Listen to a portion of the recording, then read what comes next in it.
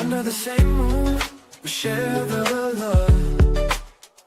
Embracing the differences like hand in glove. Spreading peace and joy, it's a beautiful sight. Together we shine in each other's light. United we stand in love's pure might. Watching the world share in love and light. Hearts beating as one in our peaceful flight. Colors of harmony painting the night. United we stand in love's pure might.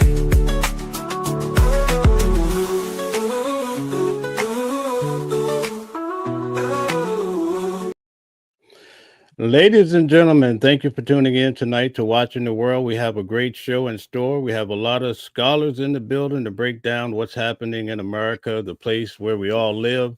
In fact, in Texas, we went over today at lunch that there's a big dilemma happening with Democrats leaving the state, and we heard rumors that there have been warrants issued.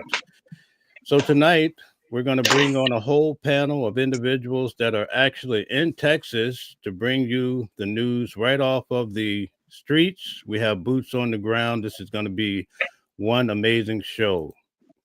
All right, so we're going to welcome everyone. We have Calvin Johnson here tonight, a criminal defense attorney. We also have DJ Genesis here, and we have Queen and also Baba. So we'll start off with Calvin Johnson. Why don't you tell us who you are and where they can find you? My name's Attorney Calvin D. Johnson. I'm a Texas native. I'm a 24-year practicing criminal defense attorney. I've been practicing law almost 25 years. I'm also a former city council candidate here in Dallas, Texas. I have been on my own running my office for the last 24 years. I do state, local, and federal criminal defense. I am also very politically involved. I also have a foundation called Sarum Foundation where we do community cleanups and we help seniors bring their houses up to code. I do a lot of stuff here in Texas, and I do state, local, and federal criminal defense as my regular job, but I am very politically involved in my community, all over the community, especially in Southern Dallas. And I want to talk about what's happening down here in Texas with my friend Jasmin Crockett and Mark Vesey. So let's see what we can talk about tonight. Okay, Queen, tell us who you are and where they can find you. Hi. My name is Queen, and you can call me Queen at 6'2". You can actually find me over at Dee Dee Said It. What I am, I'm just a civil circulist, and what I like to do, I like to just search through the earth and look for the truth and hold anyone accountable if they need to be held as such. Okay, thank you. Also, we have Baba in the building. Tell us who you are and how they can find you as well. I'm Baba Yashabaya. I'm in the state of Louisiana, Pelican State. I'm in a town called Tallulah, and I've been involved in politics since 1988. I've been a member of the Jesse Jackson campaign for mayor, Bernice Johnson. I've been worked in Dallas with the late what's his name? Almost called a brother's name, Al Lipkin, Diane Ragsdale. Worked with a lot of things around Texas. I'm involved in Louisiana. I ran for school board and for a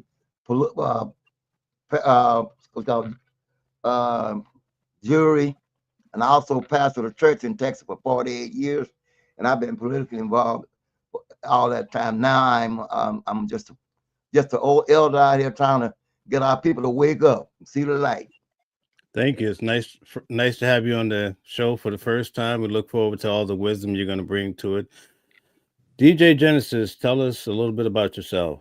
Well, I'm DJ Genesis. I'm the producer of the weekly legal review with Calvin Johnson and Mel Smith, and I'm also the owner of the channel DJ Genesis Detroit. And I'm just here to bring the news and to let people know what's going on. Shouts out, please check out my page at djgenesis.com when you get a chance, and please like and subscribe for Watching the World 777. Okay, thank you very much. So just to get the show going, we're going to start off with the video that DJ Genesis is going to show to set the stage of exactly what we're talking about. Genesis.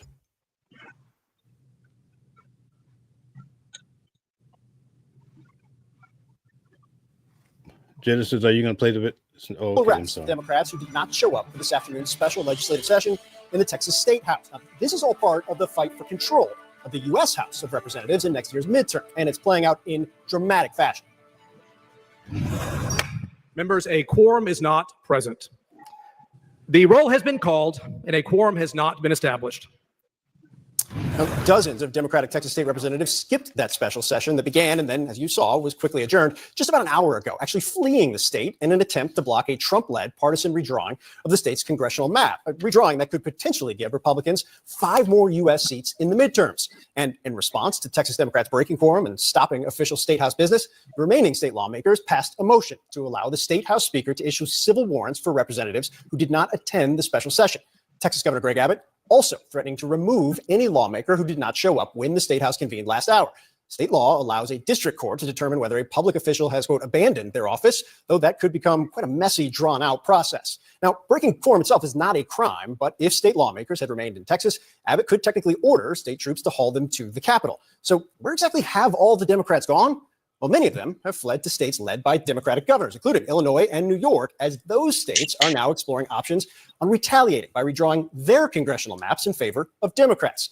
All of this appears to be building toward a gerrymandering arms race. Let's go straight to CNN's Ed Lavandera. He's outside the Texas Capitol building in Austin. Ed, what are you hearing from Texas State House members given the session that just adjourned without enough Democrats for a quorum?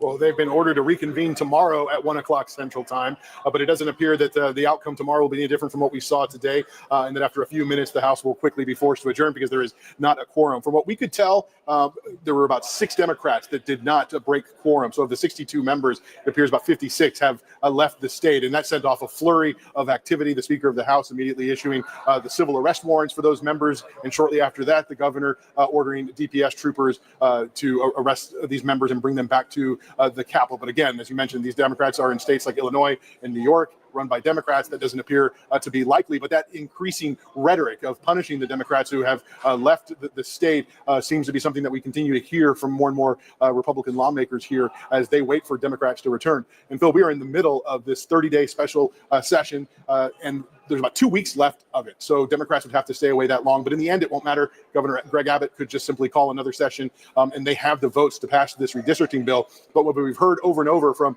the Democrats who have left the state of Texas is that this is about ratcheting up pressure on Republicans, making it very difficult and painful as possible to pass this redistricting bill, and trying to spread the message across the country that they believe that the redistricting efforts here in Texas is a threat to democracy. We spoke with one of those lawmakers shortly after she touched down in New York last night. Well, look, we saw that Republicans were not putting the priority of Texans before the priorities of Donald Trump.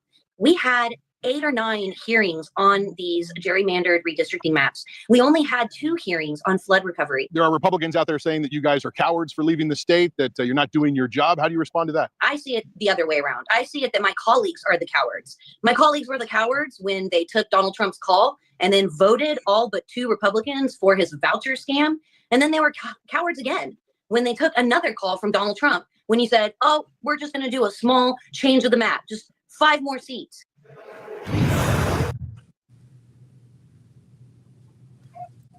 Okay, very good. So let's start off with Calvin. Can you tell us perhaps what is going on in Texas? Basically, what they're doing is they're trying to gain more political power by redrawing the districts for Texas. The way that they draw the districts will, and it will kind of, and it'll end up showing how certain districts will vote and how many seats you will win. So, for example, if you draw a district in a way that does not have a lot of African Americans, or you change the drawing of a district from an African American heavy district to a mixed district, or take little pockets of that district out to reduce the ability for the person who's already in that district to win, then that's what they're doing. What they're basically doing, especially in Jasmin Crockett's situation, they have basically drawn her out of her district. And when I say draw you out of your district, let's say there's a map and I live on Street J. And because I live on Street J, I'm in District 30 with a bunch of black folks, a bunch of people who already support me. I got everything in place over there to win. I got all the groups for me. But let's say when it comes to redrawing the districts, they take Street J and put it in District 31 as opposed to District 30. Now I have to run against somebody who's an incumbent who already has their people in place. And now what you're doing is you're forcing people to knock each other out, and you're drawing districts in a way to where the Republicans can gain seats. When I say gain seats, they have not only drawn Jasmin Crockett out her seat, they've drawn Mark Vesey out of his seat. And those are probably two of the most popular and powerful African Americans in Congress from the state of Texas. And they happen to be Democrats, and they happen to be African American. So that's kind of what they're doing. And they're doing it in a way to try to gain seats. And what they've done is they've cut those two people out, and they've drawn maps in other parts of the state so that they can also make Democrats bump heads or be in districts that are heavy Republican upon which they can't win. So what they're doing is they're trying to gain more Republican power at the state level so they can take more of their Republican power to the national level. And one of the problems is Jasmin Crockett is extremely vocal in fighting against Donald Trump and his policies, and they don't like that. And they're trying to punish her for being that voice of dissent, for being that voice of strength. Now, you may not agree with everything that Jasmin Crockett does, but I can tell you one thing. She does fight them tooth and nail, and she fights for what is right, for the most part, against those Republicans that are at the national level. And they don't like that, and they're trying to silence her. They're trying to silence Mark Vesey, and they're trying to punish both of them while at the same time discriminating against African-American voters. Okay, thank you for that breakdown, especially with you being in Texas. Barbara, could you please tell us what's happening in Louisiana? You're muted. The same thing is happening in Louisiana. We've got Governor Landry. What they managed to do through gerrymandering, they got a supermajority here now in the House and in the Senate. So right now he's just rushing bills through, bill after bill after bill. So when anytime they stack the deck like that, it's called gerrymandering. So they've been redrawing this. And the sad thing about it, we had a black Democrat voted against them, creating two more minority districts. You know, and that's what shocked us. One of our representatives, his name is Travis Johnson. He voted with the Republicans to not create a second minority district. And now we got problems because a lot of the money is, we're agriculture town. Most of the big farmers are white, you know, and as God is know, a lot of black farmers are getting punished in Louisiana, we know, trying to make it. So yeah, we have the same problem. So if Texas pull this off, they'll have more power going in. So yeah, they already done it here, and we're fighting for 2026 to change that. But right now, we've got a redistricting thing going on down here now. It's in federal court, you know. So this thing is all over, yeah. So when they get a supermajority in the House and Senate, they control what comes through. And they just passed the House Bill 244, which is going to knock a lot of black people in the head, man. Okay, thank you very much. Queen, tell us what you think about this whole scenario. Y'all always put me on the spot. I'm going to tell you about this whole scenario. Buddy. I feel like if they're doing their job, people should join in and do their job too. I feel like if I look at these bills that are being written, I think we got a big problem in the United States. And the first problem we have in the United States is too many illegal immigrants. That's a part of the bill, and it's a law. We're trying to upend the law, right? Because if anybody on the stage answer the question, Is it legal for illegals to be in the United States? We're all going to agree on the same thing. No, you got to go. The next part of it is when we talk about what's going on in the United States, we got a population of homelessness in our country. And when I think about homelessness in our country, I kind of equate homelessness with illegal immigrants. I put those on the same playing field. We got to do something about it. But when we continue, I'm not going to get too long-winded, but when we continue and I look after bill after bill after bill, and I see that those bills individually that I'm looking at is leading in one direction, and that direction tells me, Democrat, no, that's why you're running and you should come back. It tells me that somebody either is not doing their job or somebody is babysitting the state and not allowing our Black community to grow. I mean, because if we look at each bill separately and independently, see, this could be a fair conversation if we go back to the beginning of the story. We're not at the beginning of the story, because at the beginning of the story would tell me for at least the last 24 years, I've seen Democrats in the House. And out of those 24 years, we had a Republican in the House for how many years? 4. And I want to know why I still got stress on my neck. Because if I led with my emotions to keep Democrats on the platform and they still got my country with cracks in the foundation, they're not going to get my vote. I don't know what's going on, but I would have to look at each thing individually. And if it leads to Democrats, you should stay in New York and get your warrants, or you should come back and face what deficit have you put our country in the last at least 20 years. And I've been with you since I can remember.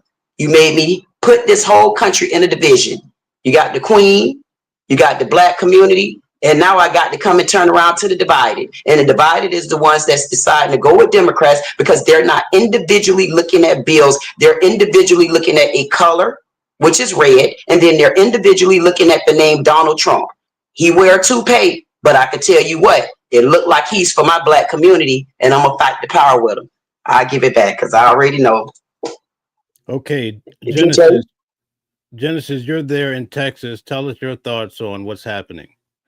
The way I see it is that, when you redraw districts, you are leading the hand of putting the districts in the hand of people that are not aware of what's going on in that specific area.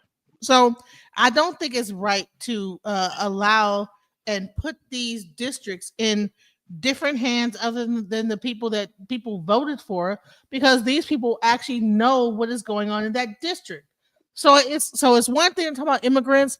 Well, in South Dallas, immigrants is not the problem, right? In Oak Cliff, immigrants is not the problem. They have different problems than immigrants there. So when you have a certain person that runs for that specific area, whether it be Cedar Hill, which is majority Black, DeSoto, whatever, you're dealing with not just the immigrant problem. You're actually dealing with the Black majority of group of people that that these people are like running that district and understand the issues of those people. So I don't think it's right to just redraw those districts and then put it in the hand of someone that has no idea what is going on in that district. So that's where I'm at with the whole thing. Okay, Calvin. So as an attorney, a criminal defense attorney, are the warrants that have been issued, are they legitimate? They're what we call civil warrants. And so it's kind of like if you had a contempt of court warrant. And that's kind of what they're doing. But those civil warrants don't go past the state of Texas. So if those people were in the state of Texas, they could be picked up and they could be brought and they could be held at the legislature to make them do their jobs while they're there. And so that's what those civil warrants are. And listen, I always tell people elections have consequences. Now, if the Republicans win the majority of the elections, of course, they get to draw the maps. But what they don't get to do is draw maps based on race or exclude people based on race. And that's why I have a problem with Donald Trump and I have a problem with what he's doing. At the end of the day, listen, when you lose an election, you're not going to get everything you want. I understand that. I accept that. But when you start to cut people out, and they didn't cut Jasmin Crockett out and Mark Vesey out until the end. They, if you notice, that there are 5 seats that they're trying to win, right? Or they're trying to gain. They marked up the other 3 seats. And at the very last minute, they went after BC and Crockett, who happen to be African American, who happen to be down here in Dallas, Texas, and Fort Worth, Texas. And I'm going to tell you why I got a problem with that. Once again, I told y'all we are the 4th largest metropolitan area in the United States. And to not have any Black representation when we're going to make up the 2nd most or 3rd most set of people down here in Texas, that's going to be crazy to me. That's not fair. And you can't use race to do what they're doing. If they want to redraw the maps is one thing. But when you get to the very end and you decide that you are going to automatically draw out 2 people and you draw out Jasmin Crockett for the sake and the fact that she's actually up there fighting and disagreeing with you, that's something that you shouldn't be able to do. That's racial. That's a racial component. And not just as a criminal defense lawyer, but as a lawyer who majored in political science and history, there are going to be lawsuits. There's going to be a federal appeals court. There's going to be Supreme Court arguments about all of this. So our lawyers in the Democratic Party, or the lawyers for the Democratic Party, because I'm more of an independent now at this point, the lawyers for the Democratic Party better get on their job and they better do what they're supposed to do. And I got to say one more thing. And a lot of people are not going to rock with me on this one.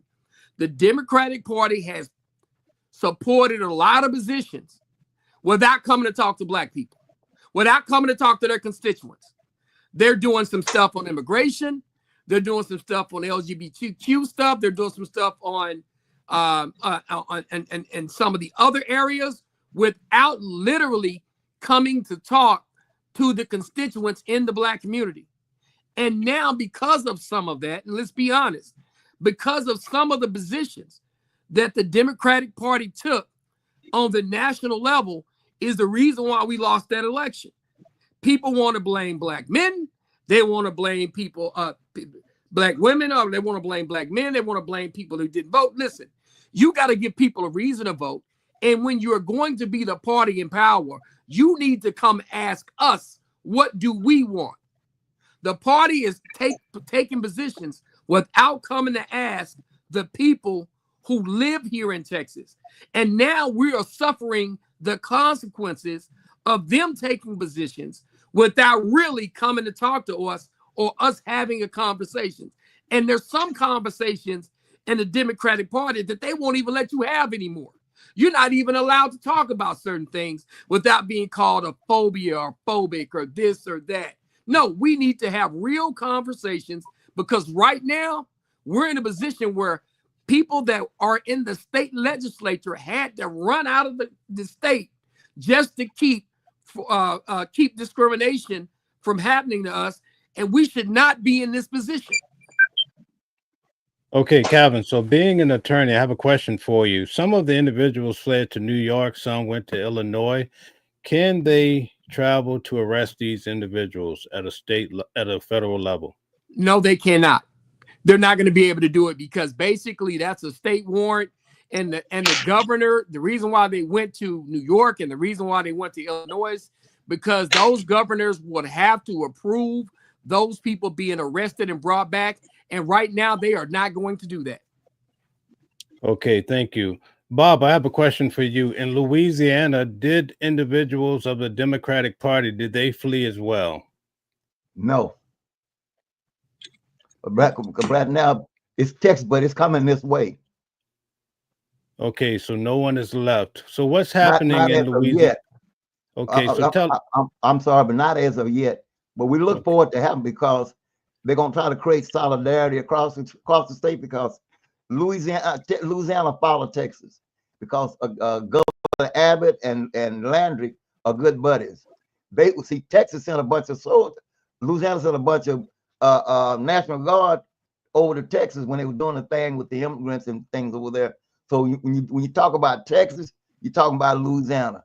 They are Siamese twins. Okay, thank you very much. Calvin, question for you. Who do you think is behind this whole project? It's the MAGA Republicans, and it's bigger than Donald Trump. And what people have to understand, I used to do a show with a lady named Dorothy Burton, and I do shows with her from time to time. She has a show called Real Talk with Dorothy Burton. And the reason why it's good to deal with people like that, she used to be a Republican.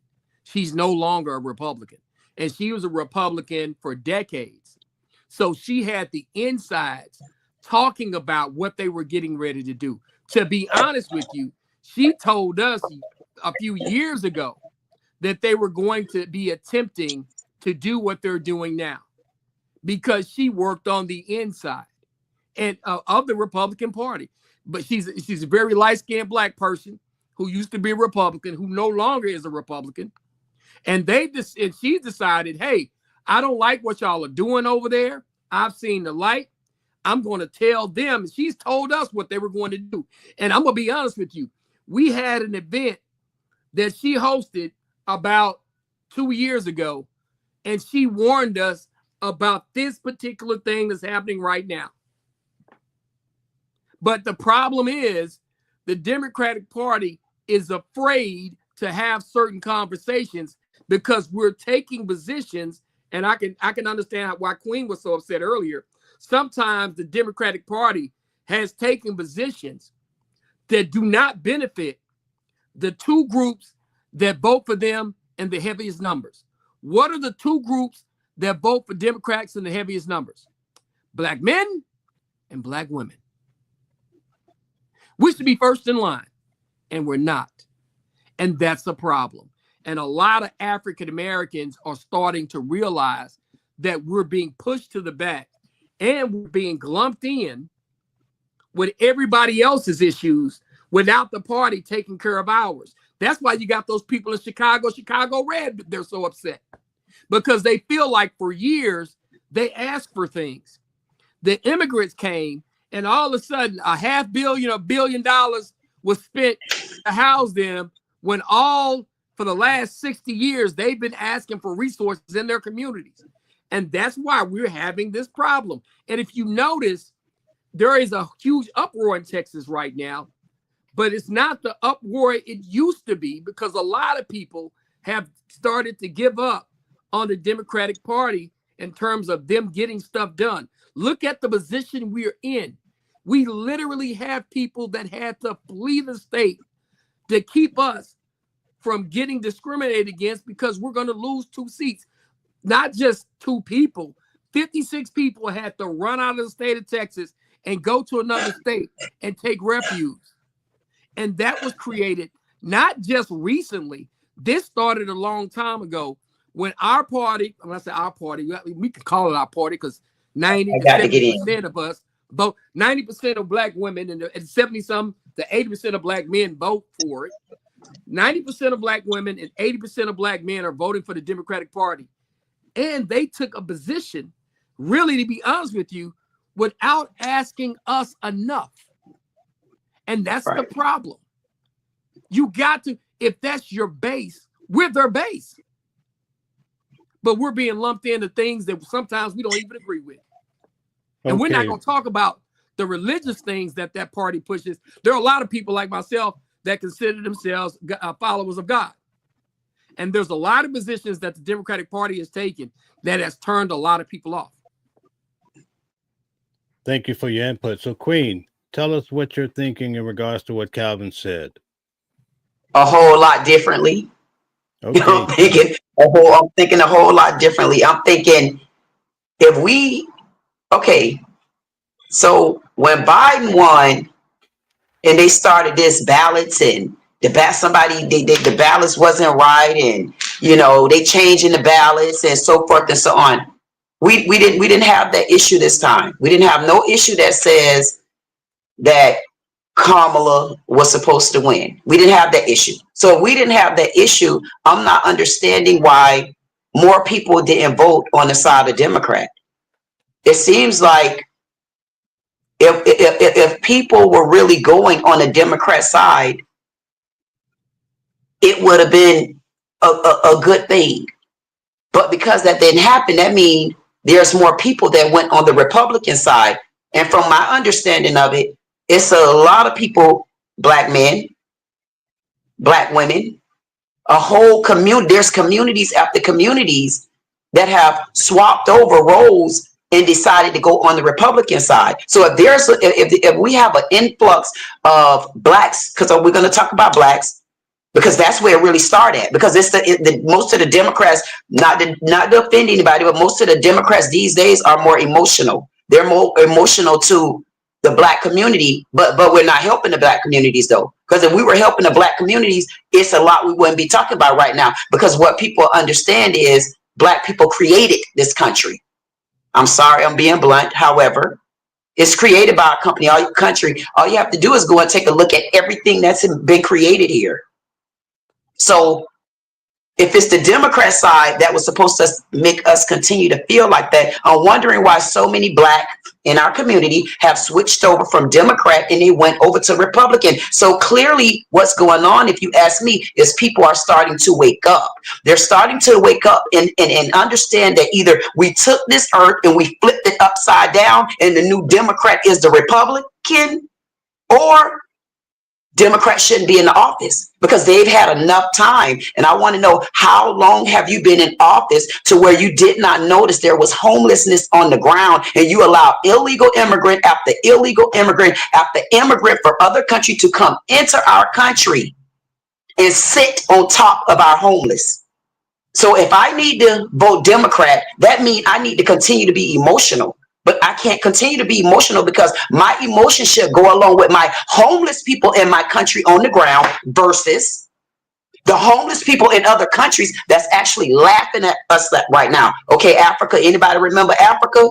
I remember Africa because they picking on our ass like we ain't nothing. They're disrespecting us and don't even understand we speak a dual language. We speak English, and in the dictionary, there's also Ebonics. That means that we have created this country, but I don't understand why there are so many illegals that are disrespecting us in our country, and the Democrats knew about it, and why we have so many homeless on the ground, and the Democrats know about it, and the only one tried to change that was President Donald Trump.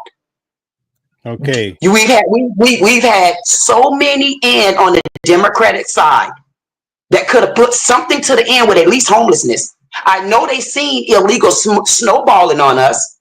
I know they seen homelessness snowballing on us. I know they seen that we were getting further and further and further and further and further into debt.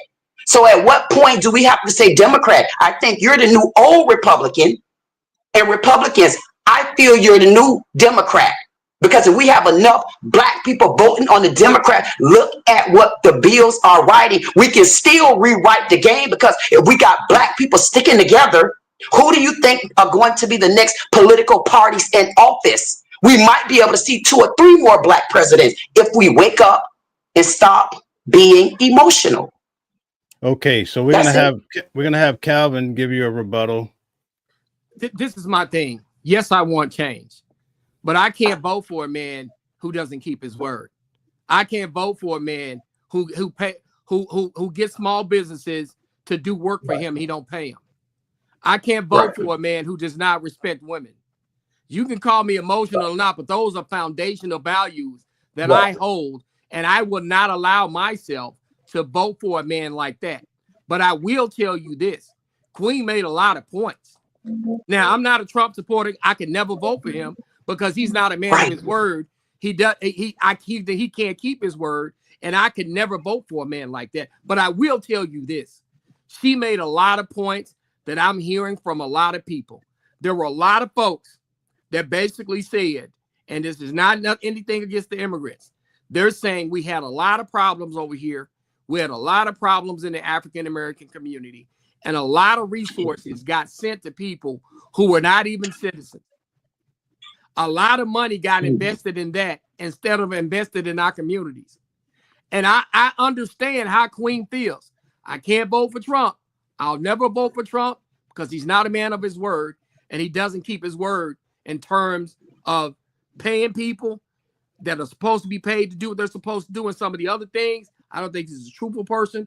But at the same time, I do see why some people have had enough of doing the same thing over and over again and expecting a different result.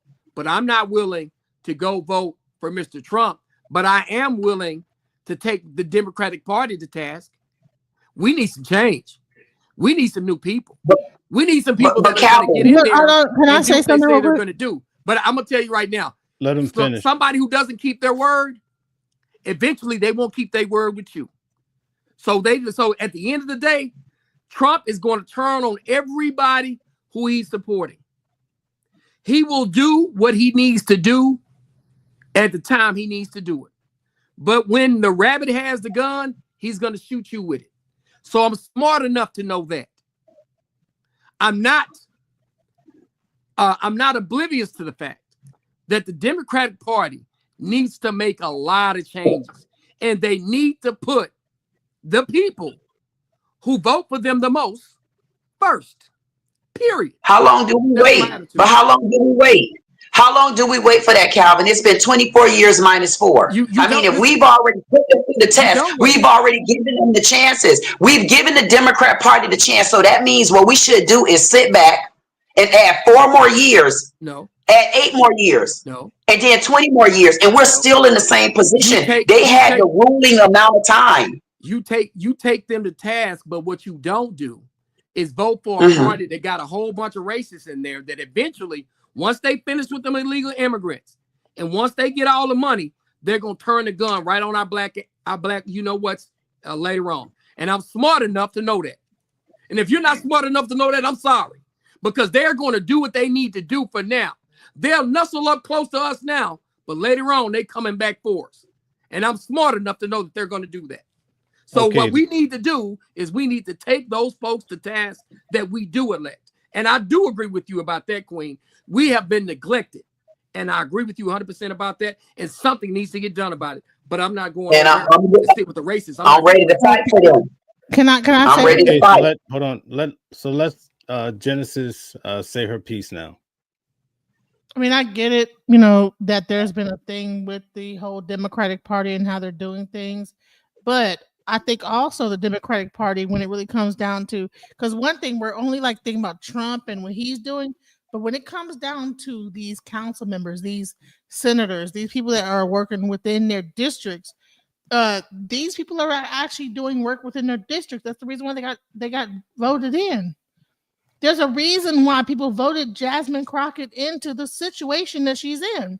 So to redistrict her is not fair because she got voted. That means that she has been doing something to continuously get voted in. Same thing with other people that were in their districts. They continuously get voted in. Why? Because they're doing something that makes sense, right? So it's one thing to say, oh well, President Trump. So we're looking at the whole. We're not. So this situation is not about the whole. This is about like the actual. Because the presidential election already happened. Now we're going into the senators and the Congress and the council people. Now it's that, right? So at a certain level, we can say, okay, well, the Democratic president didn't do, but you don't know what the Democratic people in the Congress seats, in the city council seats, the districts, what they're doing. So we can't say that just because this person is not trying, that these ones are not fighting. So I just want to make that be a statement that I know. I've seen Jasmin Crockett fight. I've seen her sit there and put herself on the line. Speak out most aggressively about what was going on in everything. So to me, that is showing a person that's actually dedicated and willing to put themselves out there and be on the chopping block to say, listen, this is unconstitutional. This, whatever's going on, this thing, no. So now he gets come in and redistrict her and just vote her out of office so she can't just shut her up. No, that's not cool. So it's one thing to say, okay, Trump, but no, this is not about Trump at this point. Well, Trump, it's not. It's about him using his power to shut her up, and I don't like that. I don't like the fact that he's casting a wide net to catch one fish, and that's what it seems like to me. All right, so let's send it back to Calvin, then we'll go to Baba. and I'm gonna keep it 100. Jasmin Crockett's in my district. He's doing this to me. He's doing this to me. He's not doing it to somebody else across the country. He's officially doing this to me. I voted to have her where she's at. This is her first term. I supported her when she ran for state rep 100. I supported her when she ran again. And when she's in Congress now. This is her first term, literally her first term. But Donald Trump and the Republicans, you don't get to draw the person that I elected out of my district just because she disagrees with you. And not only did you do that, you did that not just to her, you did that to the person right next door to me. So you did it to me twice. So that's why I have a problem with Trump and the Republicans, because I see right now the gun is officially being turned on me right now. So I understand what's happening and I understand what they're getting ready to do. And don't get me wrong, I am ready to take the Democrats to task. I understand that. When I ran, part of the reason I didn't win is because I would not fall, I would not toe to the line and do everything that they wanted me to do. I actually had somebody tell me I was too honest. I literally had somebody tell me. I had somebody tell me I was too honest. I want you to understand that. And you know why? Because there is a system in place, especially here in Texas, and I'm going to keep it 100. And Baba, you know, I grew up across the street from you, so you know I'm telling the truth. There's a system here in Texas, two things. It's called the accommodation. And in Dallas-Fort Worth area, it's called the accommodation and the unholy alliance. And I want you to understand what those two things mean, because I'm going to help you understand Texas politics. There was a relationship between the white business owners in Dallas-Fort Worth, Texas, and the pastors in the African-American community. And that relationship extended for 40, 50, 60 years. The voting bloc of the white business owners, along with the black pastors, controlled elections here in Dallas, Texas. And the problem that they're having now is that those white business owners now are fully Republican. And the pastors here in Texas no longer have the power they used to have because our churches are disintegrating. So they no longer, the pastors now no longer control their parishioners to get them to go vote and to get them to take positions. So the problem that we have in Texas right now is we had decade upon decade upon decade upon decade of the accommodation, and that's what we call the accommodation. The white business owners, and I'm going to tell you the truth, because a lot of people won't tell you this, and I'm glad we're having this conversation. The white business owners were giving money to the black pastors for years here in Texas. And there's a relationship that ran on for years here in Texas. Do you know what happened when Martin Luther King came to Dallas, Texas? The black pastors here in Dallas met him at the airport and told him, we don't have a race problem here. Get back on that plane and get on up out of here. Man, see, y'all have to understand. Baba is up here. He is like, come on, unmute. He know I'm telling the truth. Tell it. He know I'm telling the truth. And so I was there. Exactly. I understand what's happening here in Texas. That's why I'm so hot about it. And I'm going to tell y'all, and Mel, you work with me. Queen, you've heard me talk. Genesis, you know you work with me. Baba, you right across the street from you. I'm a real one. Yeah. And they don't want real ones. No. Because I'm going to tell the truth. I'm not going to bend. I'm not going to break. I'm not going to fold. I'm going to stay solid in a world full of jello. But that's the problem. I'm going to be honest with you, Mel. The accommodation is caught up with us. I got the book. Exactly. There's a book. There's a book called The Accommodation. There's a book that talks about it. I got them myself, Calvin. I want to say something. I want to just say something real quick. I apologize, but I want to say something real quick. I want to say that it seems like Texas have been a Republican state for a long time. So I want to know, Republican, Democrat, what is it that will make you feel, what is it that you think why so many Black Americans in your state start voting Republican. Now, the Black Americans, why do you think so many Blacks started voting Republican? And I'm gonna tell you why is because what I just mentioned. No longer the pastors here in Dallas, Texas, no longer have the power they used to have. I'm gonna tell you something.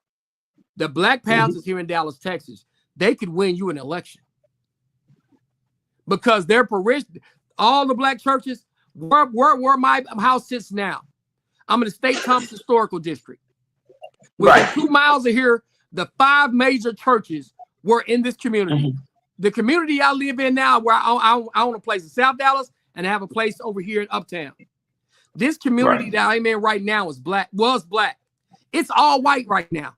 I'm one of 3 Black people that live in this building right now. But all of this community used to be 99.9% Black. And it was taken away from us. It was stolen away.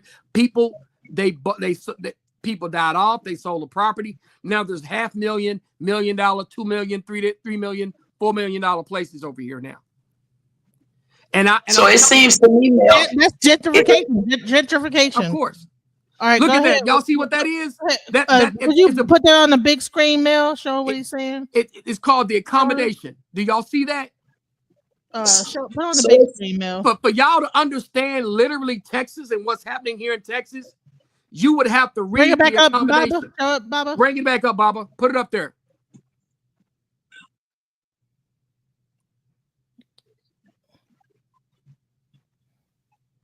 It's called the accommodation.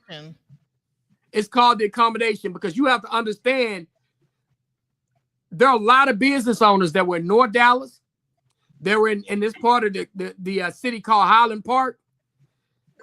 About 2 miles from where I live, there's a community called Highland Park. It is the most affluent area in the entire state of Texas. The floor plan for Highland Park it mimics Beverly Hills. Jerry Jones lives up there. Mark Cuban lives up there. All Money lives up there. Ross Perot lives up there. I mean, just about 2 to 3 miles in another direction. They're a little enclave community that's cut off from everybody else. But I'm telling you, y'all, to understand Texas politics and to understand what's happening now, the effects of the accommodation, 40, 50, 60 years of the accommodation, the effect of that is now. We have lost it. I got to give y'all one more thing before, because I don't want to talk too much. I used to work for a man named Lee G. Belial, better known as Lee Brotherton. Mr. Belial was a land banker here in Texas. He used to own the Forest Theater. He owned $8 million worth of property in southern Dallas. They tried to take his property and put him in jail on code violations because he refused to sell his property to the city of Dallas. He was an 85-year-old man, former Tuskegee Airman. They threw him in jail for a night on code violations that were not really code violations. They did it because they wanted him to sell his property so that they could take it. And he owned all this property in southern Dallas. And I'm going to tell you why that's important to the argument that we're making right now. Mr. Belial has passed away. So all of those houses, all of those communities that he controlled, all that stuff that he had, it's been sold by his estate. And it's been sold to people that don't look like us. True. And they have knocked down houses. They've knocked down apartment complexes. And you know, when you knock down houses and apartment complex, what do? You knock down what? Voters. So huge voting blocks of people in Dallas, Texas have been removed. And it's so you know what I would want to know, gentrified. Huh? You know what I would want to know, Calvin? I would want to know, honestly, and this might sound ridiculous, but this just for my mind, I would want to know what's the ratio to Blacks in Texas right now and whites. Like what percentage is it? 50% Black people in Texas, 50% white people in Texas. See, I would want to know a question like that. I would really want to know, like, it's more Hispanics here. It's more Hispanics here right now than either of us. I think. So are they illegal? Are they illegal? No. Some are not. Even the ones that are not illegal, there's still enough Hispanics here because we're so close to Mexico. And I want you to understand two things, Queen. The state of Texas has the largest African American population in the entire country. And It does? Yes. So that's why I asked the question. And you know I asked the question for a reason. And you know why? Because Houston is the 5th largest metropolitan area. Dallas is the 4th largest metropolitan area. Right. The only 3 places in the whole country that have more population centers are Chicago, LA, and New York. Outside of Houston and Dallas, there's not as many black and people. Some people will think Atlanta. No, there's more black people in Dallas and Houston than in Atlanta. And so that's my problem. And we're 3 hours away from each other. So that's what my problem would be. My problem would be. It's a big, huge area. Houston is huge. Houston is. But you have to understand, you got Dallas, Fort Worth, and in Houston does not have the suburbs we have. No. We got suburbs that have. I counted. We got one, Hill, 2, 3. DeSoto. We got 8 suburbs that have more than 250,000 people. So I guess that are also rich, that are also one of the most affluent black suburbs in America. Cedar Hill, DeSoto, Duncanville are like some of the most well funded or groups of like black Americans. So, and Jasmin Crockett is actually over. I think, is she not over Cedar Hill and DeSoto and Duncanville? She has that. Erica, her and Mark Vesey do. Right. So imagine now that you have a group of people that are very like a rich group of African Americans that now their gets redistricted into a thing where you now have a Republican running it. Happens in that situation.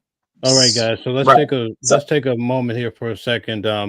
We have close to 700 people in the building. We'd like to ask you guys to hit the like button, share and subscribe if you like the material. And some people did ask to come up. Did you want to drop the link or not yet. So thank you guys for tuning in. We really do appreciate your participation. I wanted to ask Baba, what makes this redistrict illegal? Well, the problem with that is it's way it's done, and when you redistrict, you're throwing other voters away. I ask people all the time, when you say you are a Democrat, are you a liberal, conservative, or progressive? Everything comes in stages. And see, thank you, Bob. Defense. Okay. Come on, Bob. A lot of them don't know what the hell they is. They don't know if they're conservative. Come on, Bob. Or progressive or liberal. They just out there running emotion. But what you don't realize that the party switched. That was a thing called the fusion party. The Democrats became Republicans. Republicans became Democrats in the South right after the Civil War. Look them up. It's called the fusion party, and it all changed then. And not only did it change then, you realize your power was only at the state and local and state. Once you go to the national, you got to deal with, they call it electoral colleges. That's what Musk did when he bought Pennsylvania.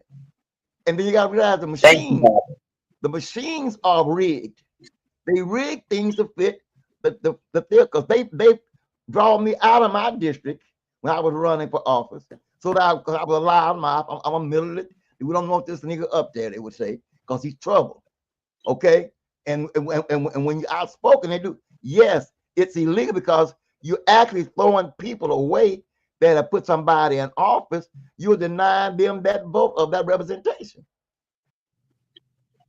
So to go back to what I initially said, Bobble, and I said that earlier, the new Democrat might be the new Republican, the way I'm looking at it, because I'm not looking at the bill as a color.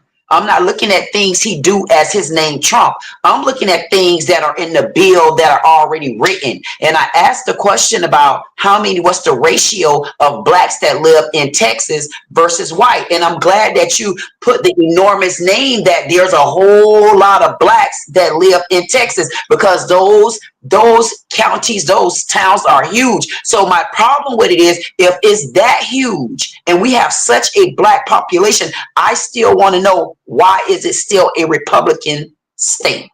That means I'm gonna break some down. that means we're going back to the fact that the Democrats, whatever's going on with the Democrats, they're not getting across to the black community that they should be getting across. Can I break something down? Let me have Calvin. I'm going to have Calvin now break it down. Go. The reason why I have to break this down to you, Queen, and you don't know because you live in Florida. You live in that small state down there called Florida. Nah, when I say small, we're Republican. I don't like them. Now let me tell you what. When I say small state, Texas is huge.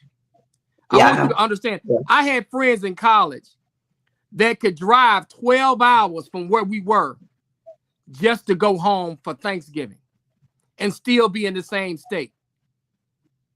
Texas is huge. And so I drove today to Stephenville, Texas. Do you know how many small towns I went through just to get from Dallas to Stephenville? I probably went through 25, 30 small towns that have anywhere between 5,000 and 60,000, 70,000 people. Texas is so huge and it's Republican because you have a lot of these small counties that have nothing but white people in them. Because black folk ain't gonna live in Timbuktu. So you have in Texas, I'm not for sure exactly how many counties we have. I think we have over 100 counties in the state of Texas. They need to vote. What happens is, what I'm trying to tell you is that when we do vote, so you understand, yes, the cities vote Democrats. Yes, black and African American people vote in the city elections.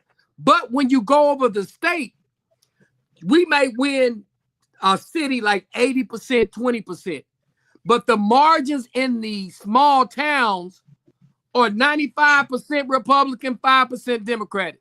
99% Republican, 2% Democrat. 254 counties. 254 counties, by the way. Exactly. 254 counties. I wasn't even halfway there. So you have these little counties, and you have 200 of them that are going 95 to 5. And then you got the big cities, like you got Dallas and Houston being attacked. Austin somewhat can go our way. San Antonio just depends, because I think they suppressed the Hispanics down in San Antonio. So the problem is you have these small counties, and Texas is different because you have to truly understand how big Texas is. Today alone, I went on a five-hour drive to go to one place and back. And it was, you know, and I'm going through counties, hills. I'm going everywhere through multiple counties. Sundown towns and all types of stuff. Don't let the sun go down. So I have a question for you, Calvin. So if you say that, then are there areas in Texas where honestly their votes count, but they're just not voting? Because it baffles me that it's so huge and the votes aren't adding up to why y'all have Republicans and not Democrats. It's either telling me that people aren't counties. Wait a minute. If you got 200 counties, or let's say we got 254 counties, and there's 200 counties where literally there are no black people that live in them. None.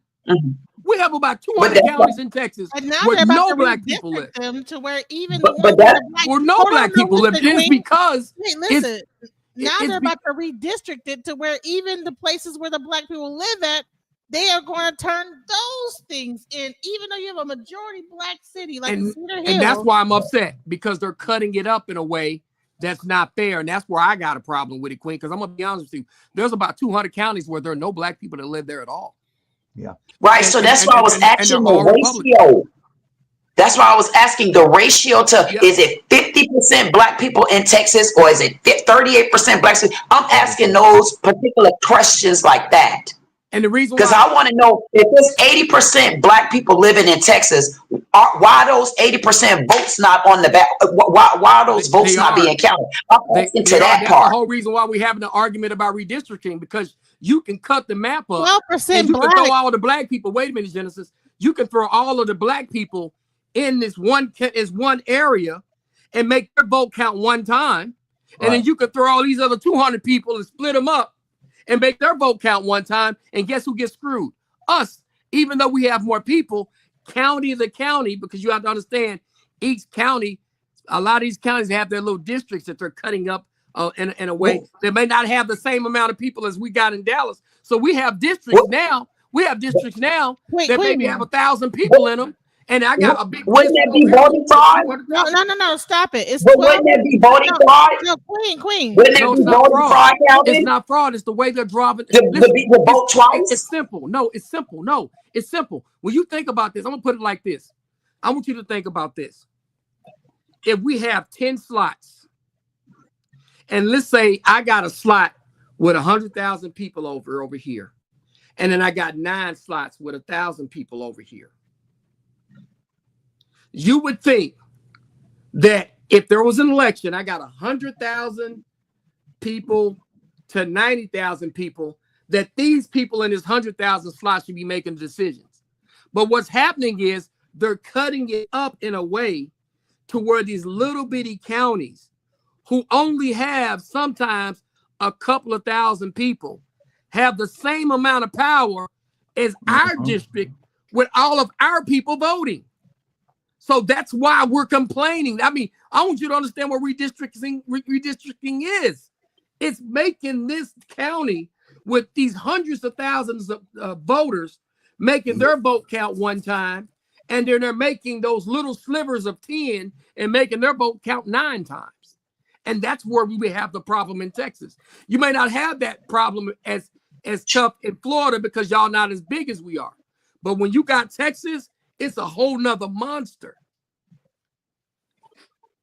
Okay, so Baba, tell us, is it the same in Louisiana? It's basically the same, and that's why I was looking at Calvin about, because what I went trying to teach my people here is this: who controls the voter registration office? Who counts the votes? Who put the numbers out? Who do the canvassing and count? Because if they don't canvass and counsel the road to make sure who's legal to vote, you got dead folks voting in Louisiana. We just filed against the National Voter Registration Association 2 years ago. Some folks hadn't voted in 32 years. You can't miss 2 federal elections and be allowed to vote. Now, since we filed a complaint, now they got to canvass every June 13th. So those people are saying you need to go back and make sure that your voter registration office is canvassing and counting, because you got folks voting that ain't been around since Moses parted the Red Sea. 32 years in Tallulah, they had never canvassed a vote. And when we filed, those people are counted if they was alive. They hadn't voted in 32 years. It's going back to what I was saying, Bobble. That means we got to hold the people accountable, though. We got to, rather than that, you got to go and check with the folks that run the machines and do the counting. You got those absentees and the walk-ins. And then look at this. What's the population of the United States total? 343 million. Only 118 million voted. Right. So that was my point. That's my point. We're finding we had more folks black voted when Obama ran than any time in any election. Thank you. I didn't even get on that part. Yeah, the problem is this: we're so caught up in emotions and not logic and common sense and dealing with the issues that we let them what they call a hoodwink and cable told us into believing things. And you have to realize this: this is a capitalistic society. You play the republic for what you stand, not democracy, not Democrat. Come on, you put it into a republic, and it's ran by the federalist movement, who runs all of the political. Because one time, Democrat and Republican was one party. Then they knocked out the Whig party and other parties. The Fusion Party came along and they switched over. It's all about power. Have against the have nots. Your color don't matter. Have Thank and you. have Thank not. you. And Thank you. we're caught up that we're so heavily minded with no good. We're trying to make this thing be one. That ain't how this dog hunt. You got those other families that's controlled with you to show the hidden government. How many of y'all know anything about the hidden government that's really running Donald Trump? Donald Trump is on a figurehead. He's called a commander in chief. We have no president. He's called the commander in chief. He's over the military. He's not a president. Come on, Bobby. See, you talked about the population. I dare you to look up District of Columbia. How many black folks live in the District of Columbia? Yet they have no representation in the Senate. Thank you, Barbara. This is Columbia is majority black. You talk about This is Columbia is more majority black. It's one of the largest black ones out there. Yet they have no representation. Exactly. Yeah. Yeah, and what Claude Anderson said is that we have been the majority minority. So they say that we're minorities, but really the majority. The biggest fear is, as Scott Patrick said, the Ku Klux Klan there in Dallas and Grand Prairie, the Grand Wizard, Calvin. When I had my radio show there, I had him on. Remember, I had my radio show back in Dallas, and I had the Ku Klux Klan on my show. He told what the deal was. The fear is being eliminated. You're not going to remove us. And in the next 10 years, you're going to have an Hispanic president. Hey, Baba, you know what I used to do, Baba, and it's crazy. And this is what y'all don't know. I spent time as on a conservative talk radio show. Okay. Talking to them folks coming in there and sitting down. And I quickly understood a couple of things. And Queen, I'm with you on this. Let me tell you something. We have to start paying attention financially to what's going on. Thank you. Because I'm going to tell you this. When I was sitting on conservative talk radio talking to some people, you know what I came to realization of? That some of them don't even want our money. They sure don't. They don't need it. And you know why? The because big our money comes with too many strings and too many headaches. And what they have decided to do is not give us the money in the first place, or to create situations where we're not circulating our own money in our own communities. And that's on us. It's not their fault. It always gonna come back to us, Calvin. It's gonna always come back, and that's what I'm trying to. I guess that's the point that I keep trying to drill in. It's gonna always come back to us, and we don't understand how even if we got to take this country and flip it to black Republican, it can be done. It's just like you take the earth, and the earth right now. If you understand astrology, whether people believe it or not, the earth has flipped. And if the earth has flipped, then guess what means? It's a lot of stuff dropping down, and it's a lot of stuff that's growing up. Why? Because the roots to this country has already been planted. There's nothing they can do about that. The plantation, the foundation of it has already been laid. We already are working on the cracks. The cracks are getting rid of illegals, getting things changed over, looking at the bills. Stop looking at the color. Stop looking at the name of the person. Because once the bill is written, you can't change it. You can't change the game in the middle of the game like that. So if the bills are written, what are we fighting for? The bill's written. And we're not fighting. We're fighting against a title, a party style. I want to say this. I want to say this is that as other people are talking, we need because people are saying something in the chat about when someone's talking, not to just mute and let the person talk. Yeah. But I do want to show the most about the cities in Texas to show the most prominent black cities in Texas to get an understanding about it's one thing black cities, but these people are prominent. When you actually look at the median household, you're talking about $200,000 median household. Okay, you're not talking about broke black people. You're talking about people that have money, that are living really nicely, that have acquired wealth. You're not talking about people that are in poverty.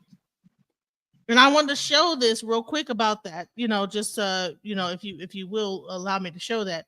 But I do also wanted to say, when people are talking, let's let them speak, and I get, so I'm gonna play this. hold on, let's go into it. So these are the 10 best cities for Black families. Pearland shines as one of the most desirable cities in Texas for Black families seeking an exceptional living environment. Located approximately 17 miles south of downtown Houston, residents of Pearland enjoy easy access to the city's vibrant cultural scene and abundant employment opportunities.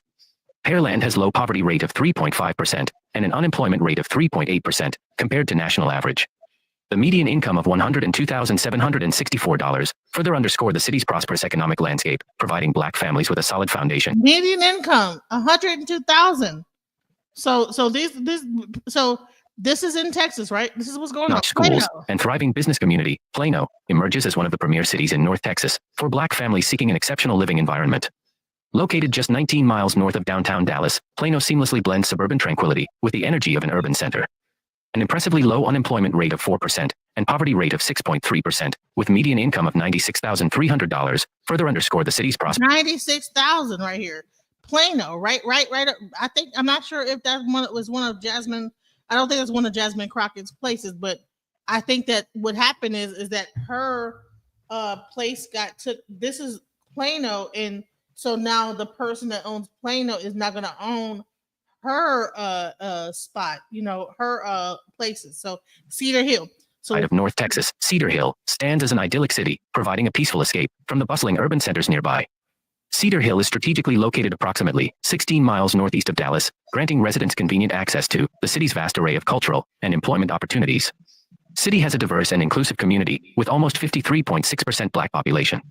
Cedar Hill provides a harmonious blend of natural beauty, convenient proximity to urban amenities, and a flourishing community. In terms of economic indicators, Cedar Hill outperforms national averages, boasting a poverty rate of 8.7% and an unemployment rate of 6.6%. The median income of $75,700 and so eat the median income, right?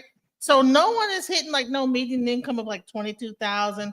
Every place that you go, Euless metropolitan area stands out as one of the top to the abundant entertainment, shopping, and employment opportunities available in both major cities.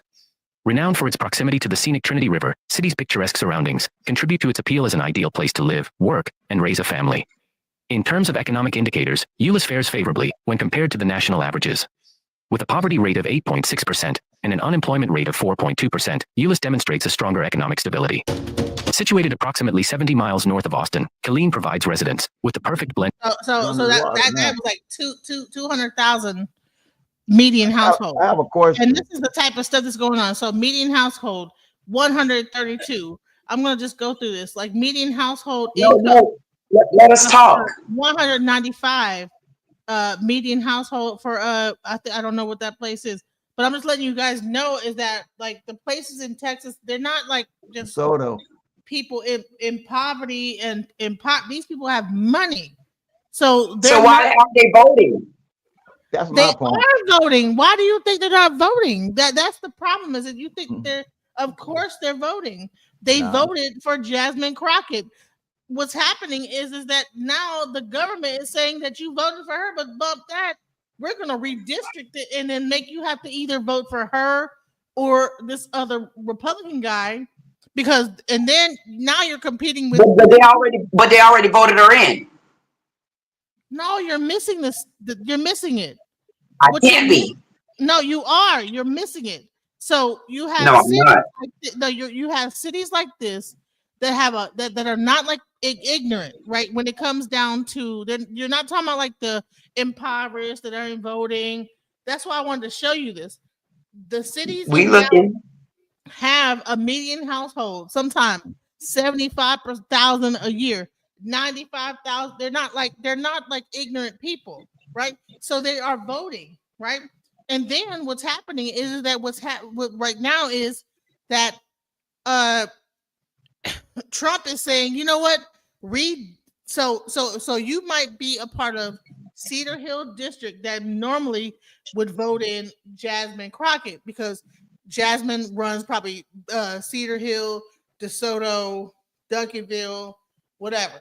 So now they redistrict so that now Cedar Hill is a part of Plano, right? Now Plano is a Republican place, right? And so now with no black people, with no strong black people. No, there are strong Black people, but you are not the So majority. they'll get on the ballot to vote it. So they'll get on the ballot where people can also vote them in. No, it's not That's the what I'm trying to majority. It's not the majority. So therefore, we're in. Why wouldn't it be the majority if she was voted in? No, If she listen. was voted in by the majority, No, you're not listening. I'm saying if I hear you. at one point I'm just not agreeing with you. it is no. If you had a district of Duncanville, DeSoto, all Lancaster, Oak Cliff, downtown Dallas, whatever, that's the majority. I work for supervisor of elections. Okay, now listen to me. Let me finish my sentence. Right? And then someone says, you know what? We're gonna cut this whole thing up in DeSoto, Duncanville, and Cedar Hill is now gonna be a part of Plano. And Plano is mostly Caucasian voting for Republican. Now you have the Democrats that are in that area that would normally vote for Jasmin Crockett fighting against people that are in Plano that would vote for a Republican, whoever the hell is in their thing. So that's the problem. It's like, but this area, okay, is a majority Black area. Okay, so let Calvin jump in, see what he has to say. This is what I want to explain to y'all. Because I live here, we're voting. It's not like that we don't vote. What they have done is they have diluted the power of the vote by drawing the districts a different way. It's not whether we're voting or not. Basically, what they have done, so that everybody understands, let's say we're voting in high numbers, and let's say where we live at, we have 200,000 people, and we're voting in high numbers, and we vote for, let's say, Jasmin Crockett. We'll just use her as an example. What they're doing is they're throwing us in a district along with another 400,000 of white Republicans that vote another way. And so now, even though all our people are going to vote, our vote is watered down because you're thrown in a district that has already voted 400,000 for another person in there. So even if we bring out 200,000, they are going to be able to choose that particular person. The problem that I got is that we voted for a particular person in Jasmin Crockett. And what Donald Trump and the Texas legislature has done, and I'm not talking about, it's not even a color thing for me. That's what my point is. I get it, but let me finish what I'm saying. We voted for this person, and basically what you said is, oh, we're going to wipe your district out, and we're going to throw you over here. And so no matter who you like or who you want to vote for, even we built a relationship in power. And if you understand Congress, to help you understand, Congress is seniority, which means the person that has the seniority has the power. The person that was in Jasmin Crockett's spot, Etta Bernice Johnson, she was one of the more senior members in all of Congress. So we had a lot of power. We got a lot of benefits. So what you're doing now is you're taking the person that I voted for, that we voted for, and you're eliminating the district, and you're putting us in a district with a community. And I'm gonna be honest with y'all. The people in Plano and the people in Cedar Hill don't have the same community. They don't have the same problems. They don't have the same concerns. Why are you placing me with a community that does not have the same problems, concerns, or certain important areas that we need to focus on? Cedar Hill and Plano don't have the same problems, don't have the same types of communities, don't need the same types of resources. They're different communities. So you should not be throwing me with a community that does not, that's not similar to mine, that are not going, we're not going to be able to deal with the problems that we have in our community, because they're going to prioritize the problems of the 400,000 over our 200,000. And that's kind of what I'm saying. It ain't a color thing.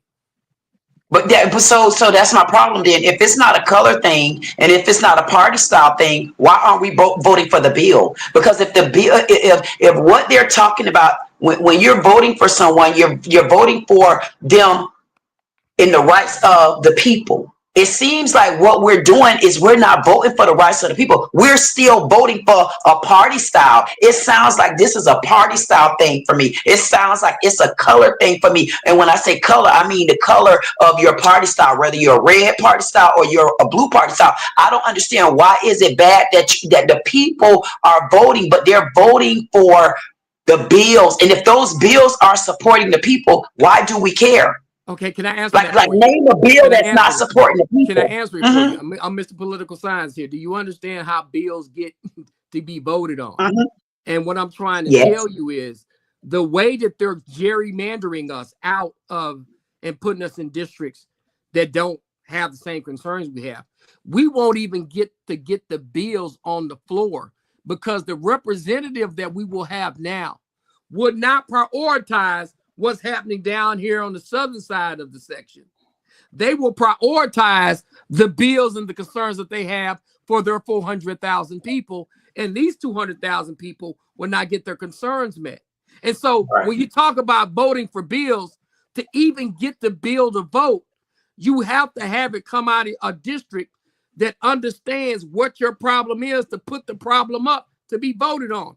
What we're saying is, because of gerrymandering and redistricting, we're not going to get to even put our problems up because we're no longer going to have the representative who we told our problems to even suggest us fixing the problems that we sent her to fix, because the Republicans have now removed that person out of, and I hate to make it a party thing, but they're the ones that are doing it right now. They removed that person that we voted for. And can I real quickly show the difference between Cedar Hill versus Plano, like where this is located versus where Cedar Hill. And you remember, I live here, so I know. Right? Can I just showed the map? Okay, so let's give it an example. Please bring the map up real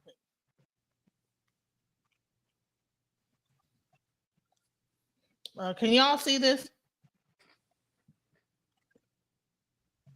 Can you guys see this at all? Yeah. Not well, but we can see it. But I'm gonna zoom in. All right.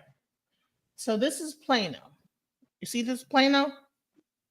You see that right here? Yeah. All right. So to get to Cedar Hill, all right, you have to go all the way down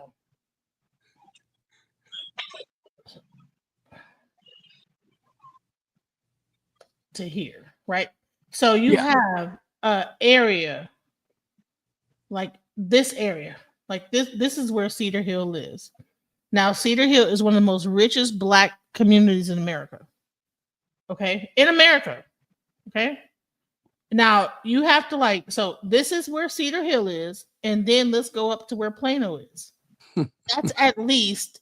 Think about it. Okay. It's an hour. An hour away from each other. How could anybody know what's going on from here to there? Okay, you know what I'm saying, that Jasmin probably lives most likely in Cedar. Can I explain something to y'all? You have to let me say this so that I make y'all understand this. Plano is already developed. Plano is where Texas Instruments is. We are still developing down south what the community, we're still developing our industries down south. Plano is already developed. They have a lot of shopping areas. They have a lot of stuff. Now, Cedar Hill lately, they've been building a lot of plants, a lot of businesses, a lot of different buildings, and they're still developing. And then what I'm saying is that you should not be putting representation for an area that's already built and already has certain resources and stuff up there to where they got to take their resources to the next level. While we got this area down here that's underdeveloped, that is still developing, that has different concerns than this area up here. These two areas don't share anything in common. Well, I live here. It's completely different. You shouldn't be placing communities that are completely different in the same district. You Can I should ask a place question, that Calvin? community in that district so the people in that community that live in that particular community can have the power to make the change that they want to make. And I will say they've done- that little southern district is very muchly black. DeSoto, Duncanville, Cedar Hill is a black area. It's a very well-to-do black area. And they water So that means those by doing what they're doing. Black So that means in that hold black on. area. listen to me. Black Hold on, homeowners. hold on 1 second, all guys. that Let's take a moment. Thank you guys for participating. Everybody's commenting. We ask you guys, please hit the like button and support the channel if you like. Also support DJ Genesis channel. You also have Queen. I'm going to let everybody talk about their channel. But now we've talked about all of these issues and concerns and problems. I want to ask everybody on the panel, what is the game plan to solve this problem? We'll start with Calvin.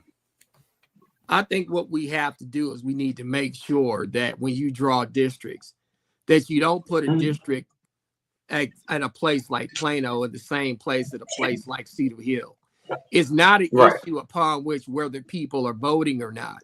What they have done is they've lumped all of the black people that vote in districts where, as opposed to having a district that is going to have the concerns of that particular community be first, they placed us in districts where we're going to be last because those people in Plano do not have the same concerns that we have down here in Cedar Hill. Like I'll give you the example when it comes to transportation. Transportation on the DART rail in the DART area is already in Plano. They actually have a train that runs up there, runs all the way out through Plano. Cedar Hill is so new that they don't even have trains that run all the way to Cedar Hill. You can catch a bus to a certain point, and then you have to catch a train there. Maybe you can catch a train to a certain point, and then you have to catch the bus or get rides from these little ride drop-off places. And the reason why I use that as an example when it comes to transportation, for you to be able to get to the hub city, which is Dallas, you got to use public transportation. So you got Plano, who already has their stuff set up. Cedar Hill does not have their stuff set up, not because they had representation that did nothing. It's just the fact that they're new and they're still in the process of setting those things up. So you do not place a place like Plano with a place like Cedar Hill, Duncanville, and DeSoto and water our boat down.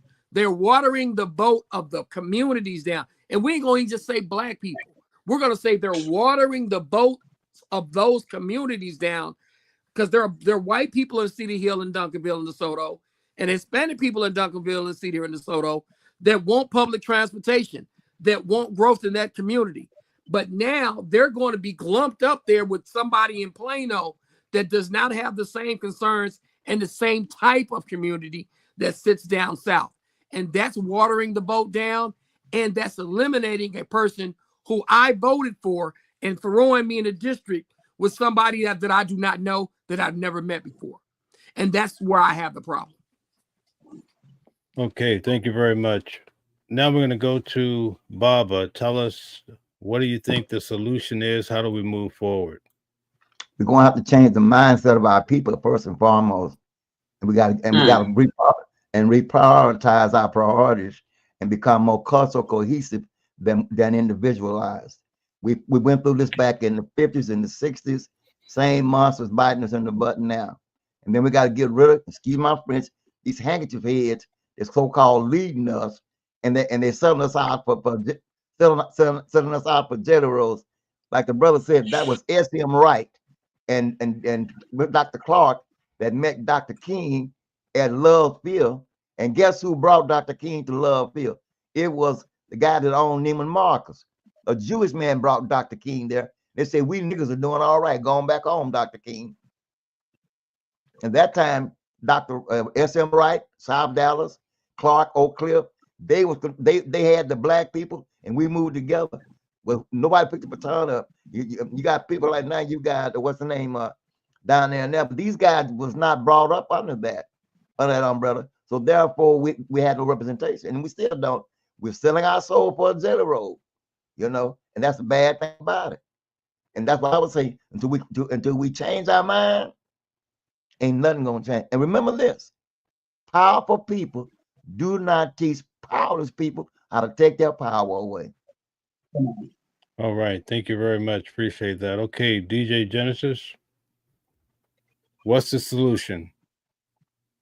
You know, I just want to go back to Dr. Claude Anderson, and what he said is that, you know, at some point this whole thing, he predicted it. Dr. Claude Anderson talked about the fact that we would become a majority minority. And then he also talked about a lot of like different things about how things would go down, you know.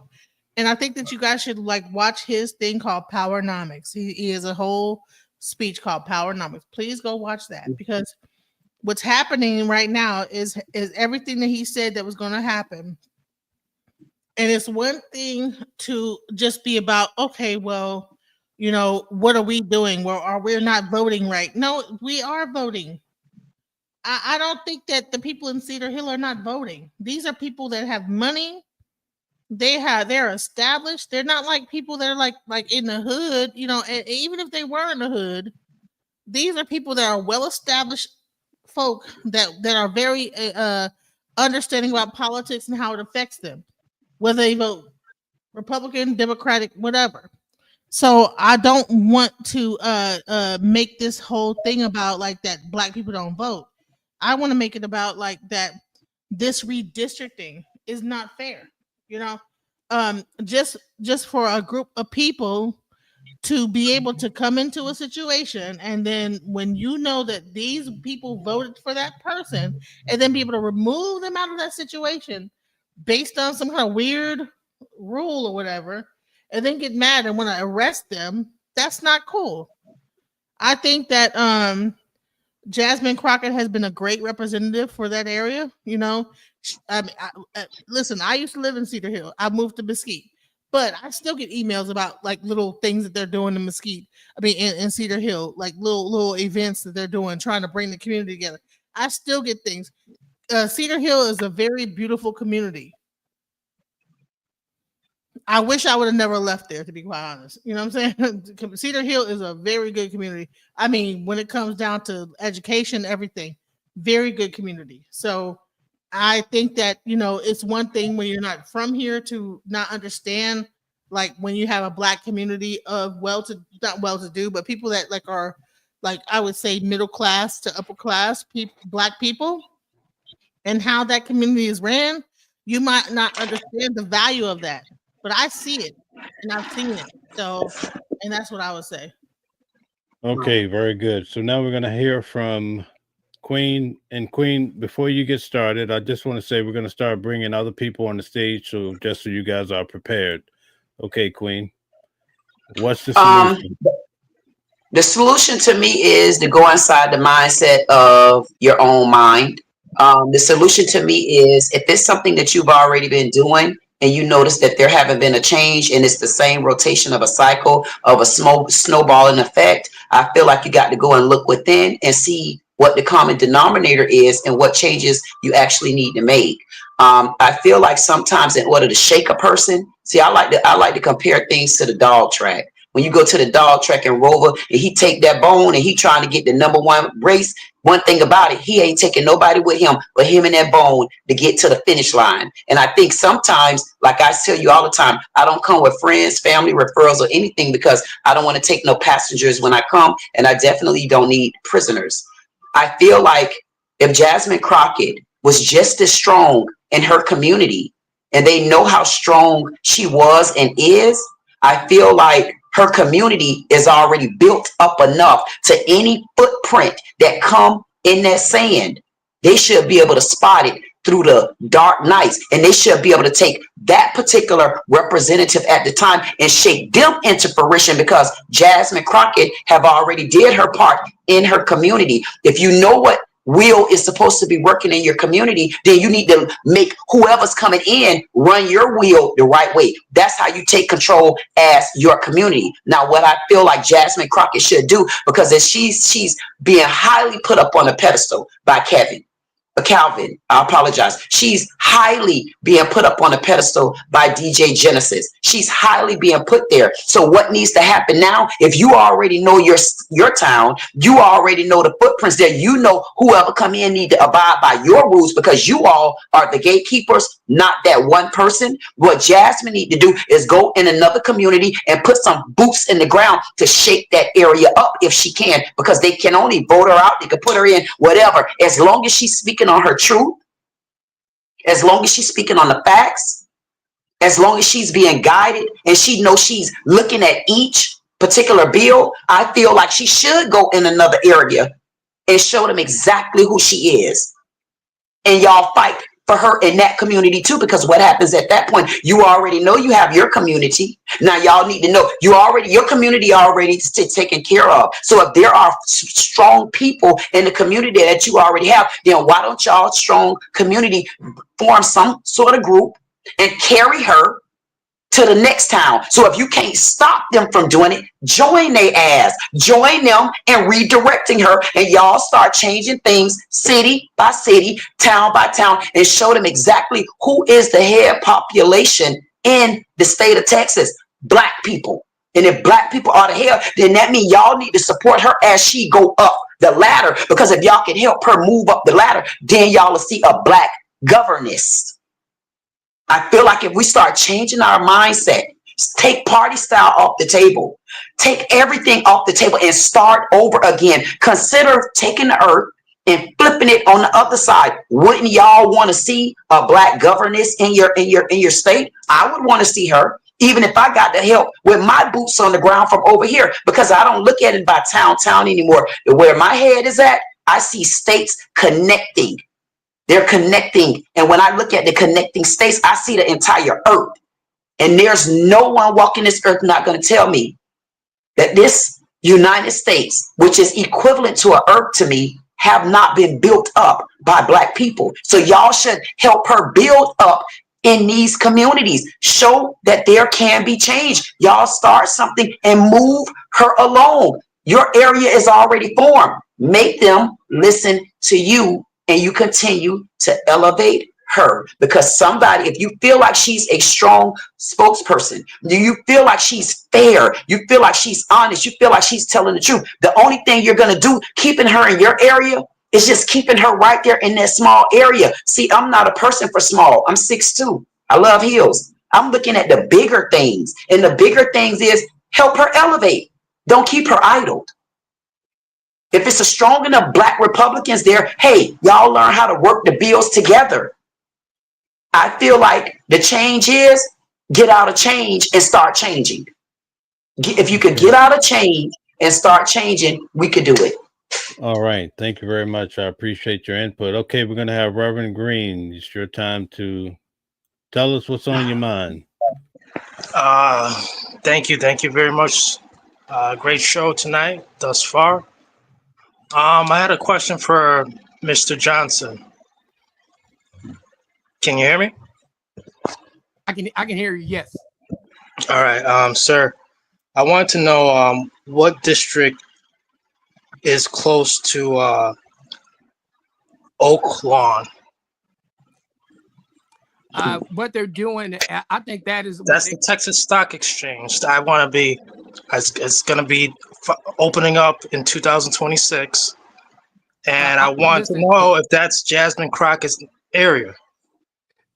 It literally is. See, it won't be anymore. It won't be anymore with the way they've drawn it. And this is what I want to get into. You said a whole lot right there. What do you think about that? And listen, I'm gonna tell you. Do you know where I work out at in the morning? It's the same building where the Texas Stock Exchange is going to be. They're already there. They're already in the building. They're already prepping. Could you break this down as a Texan? What this means for Texas and both parties? The Texas Stock Exchange will be a place where I won't say it will be exactly like New York, but it will be a place where people will exchange stocks. It'll be a place where people can start businesses and they can actually do a lot more hedge funds, do a lot of financial stuff. Where the Texas Stock Exchange sits, it sits at the entrance to the Highland Park community. The Highland Park community literally is across the street. The Texas Stock Exchange is in the new Weir's Furniture Building, and across from that Weir's Furniture Building, they're building a $50 million hotel and business park right next door to that. Do you know what the name of that hotel again? I don't know what the name of the hotel is going to be. I know they're building it because every day that I go there, they're building it. I know they're building it because I see it over there, and I happen to know that a guy was over there. One of the guys I think I know is some kind of investor. I just listen. I can't. I'm in places sometimes where I'm just listening to people talk, so I don't know everything, but I know they're building a hotel from what I've heard. So that's thing number one. And thing number two, and you just mentioned something, and this is what I want to break down to Queen, Monica, and as well as Mel and Baba.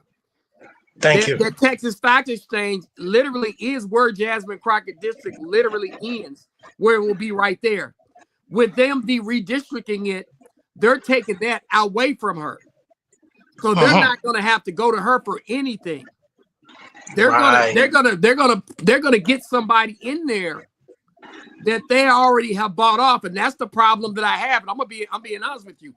When you want to talk about Democrat and Republican, I get what everybody's saying, but it's about money. It's about the haves and the have-nots. So let me break down to y'all about some of this have and have-not situation. They're going to take that away to where they don't have to go ask her anything.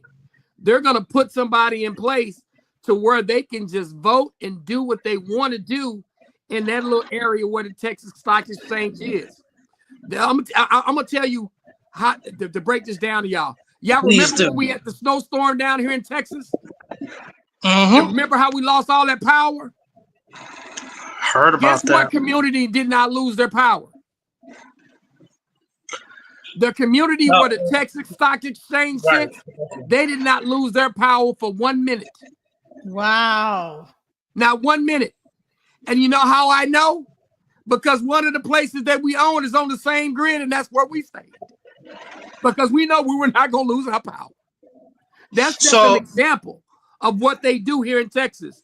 It's a bigger plan here than just writing her out the district, and that's what scares me.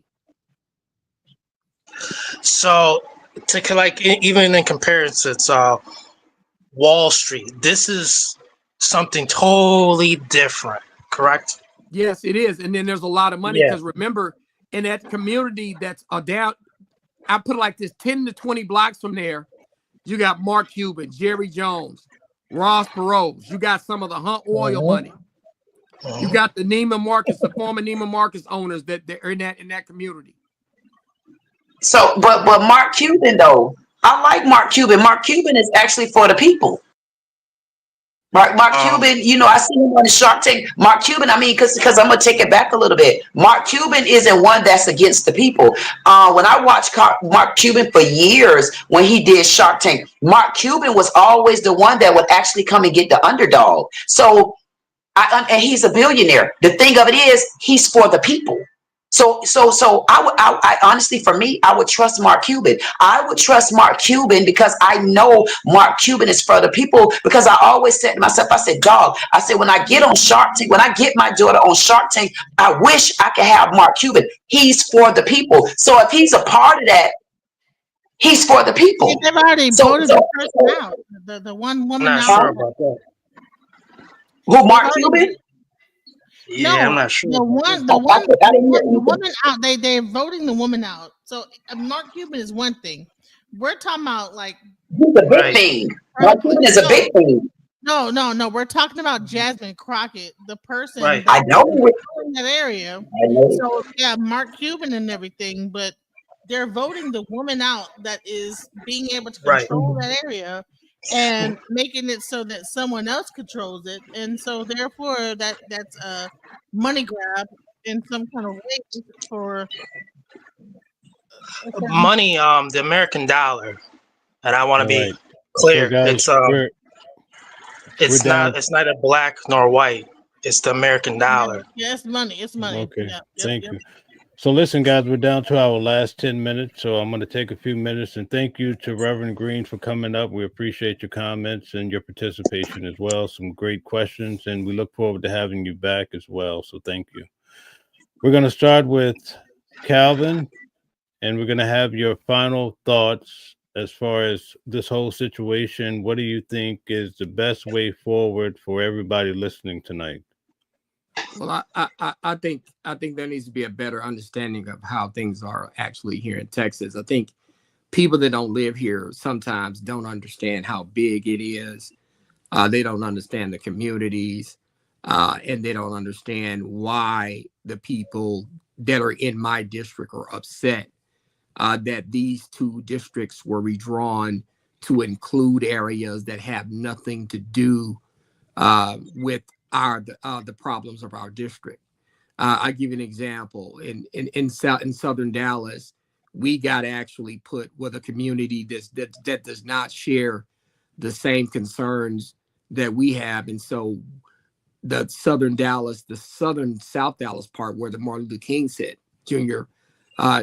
Community Center sits, it's being neglected because it's being put in a district so far away from us that community is so different that they're not really concerned about what happens to our King Center and what's happening down here.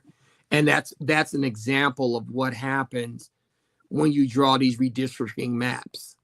The problem is you can take huge pockets of populations of people that have the same problem, and you can put them in areas with people that don't have the same problem.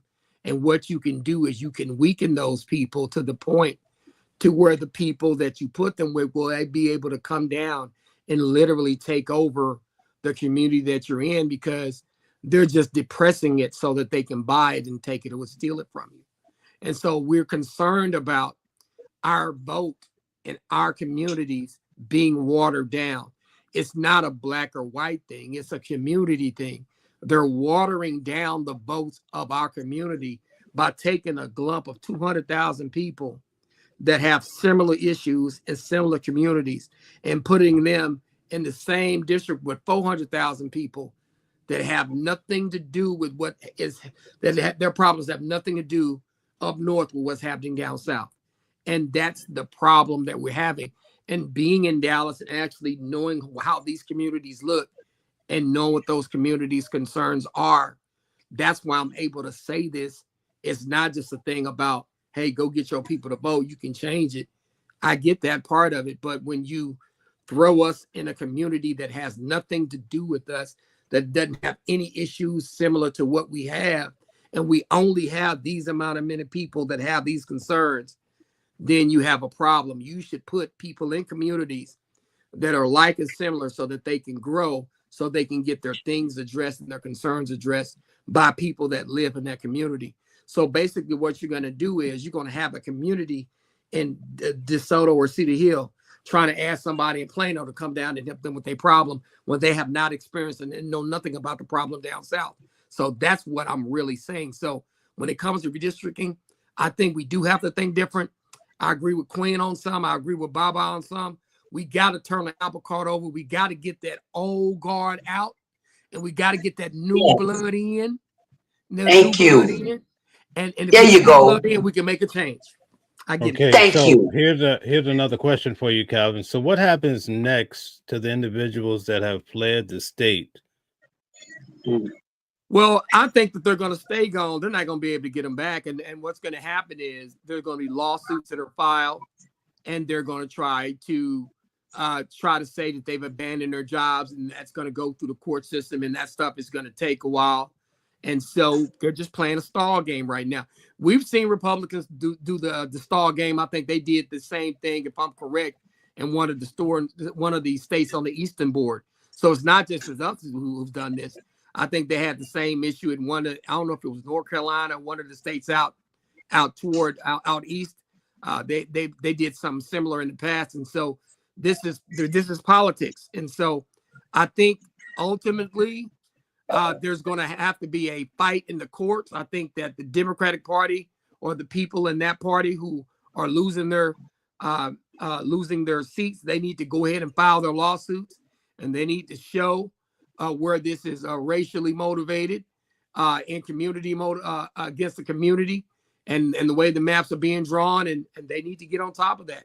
But I think it ends only with the Court of Appeals and possibly the Supreme Court weighing in on this. I think that's what is going to eventually have to happen, because I don't think they're going to be able to make those people come back. Okay, so Calvin, the final question of tonight, I won't ask you now, but I want you to think about it. Why are so many Hispanics voting for the Republicans? So that's going to be the last round. We're going to move on to Baba. Tell us, what is the best way forward from this point on? Well, I was listening to Calvin, but I want to say I want to thank him for his information. Goddess 6.2, everybody, I'm loving it. But at the same time, we got to sit down and redefine us and our objective. What's our agenda and what's going to be the strategy we're going to use to accomplish our goal? Because no matter what, you have to remember one thing: no matter what we say and do, until the mind is changed, we're going to keep doing the same thing over. So the way forward is we've got to get our priorities in place. And right now, I don't see it. I've been doing this since 1988, and we come back to the same. We've had conferences and meetings and money raised, and nothing has changed because we keep coming with the same agenda. We've got to go and find out. And I want to say this: see, what y'all don't realize, the mega party is the old Tea Party, Green Tea Party, the one they fought Obama with. They just switched names, you know. And so we got to go in. We got to go in and reprioritize our time. And another thing we got to do, honorable host, quit blaming white folks for all of our problems. We got to take some responsibility for ourselves, and then let them know. See, what tricked us was immigration. That tricked us, and we assimilated rather than integrated. You understand? And then when we ran, we did not cover our back flank. We used to own all these jobs. When we started chasing that white flight, look back around, the white boy came through the back door, closed, and raised the bill. What you call it, gentrification. We wasn't used to that. So what I'm saying now, we got to sit down, forget about the church. It can't help us now. No, it can't help us now. We got to come together and get some real serious leaders who's not afraid of the system. Come on. And most folks are scared of the system. That's it. Yeah. Okay, so what are your final words of tonight, Baba? My final words tonight, people, let's get it together. Quit playing with yourself. Realize the reality of the thing, because we're chasing wolf cookies. And we're chasing the illusion. This is political chess. This ain't checkers. This is political chess. And we're going to have to stand up and do something. Because one time we had our own party. We had a thing called the Wig Party. We got to get our own thing together. Then we'll get respect. Yeah. All right. Thank you very much. We appreciate all you said tonight. Really, really wise man. Okay, so we're going to have DJ Genesis now. Tell us your last points of interest tonight. I just want to thank everybody for coming today, and I really want everybody to make sure that you follow Watching the World 777 and at DJ Genesis Detroit, please, because YouTube has been messing up my thing, and I don't know. So please go ahead and like and subscribe my channel. And when it really comes down to it, the reason why I really brought this subject to the matter is because I feel like there is something going on here that's deeper. I don't know exactly what it is, but I really appreciate Calvin for his opinion. I appreciate Queen for her opinion, and I appreciate Baba for his opinion. And hopefully that people, when they get done with this, are able to see something, get something out of it. And that's the main thing. Please support Queen Dee Dee. Please support her channel. Please support Calvin Johnson. His number is 214-565-5600. Please support Mel, Watching the World 777. And thank you for having me on. Thank you. Okay, thank you. Very good. All right. So, Queen, we're going to ask you to state your. Actually, I'm sorry, Queen. I'm going to have Calvin answer one last question, and then I'm going to have you close out this whole show. All right. Okay. So, Calvin, here's the last question for you. Why are so many Hispanics voting for Republicans?